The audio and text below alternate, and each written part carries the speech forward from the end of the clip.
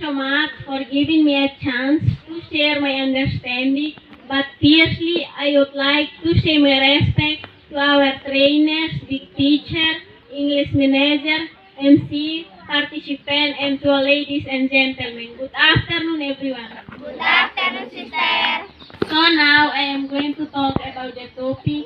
So the title of the topic is I want to learn English because English language is very important for us and especially I want and also I want to learn English in language and I want to learn English international language and I want to learn English so that I can know how to speak English and I want to achieve whatever that I want to achieve in the future. Okay, Swati, that is all and thank you very much for everybody listening and attention. You are welcome.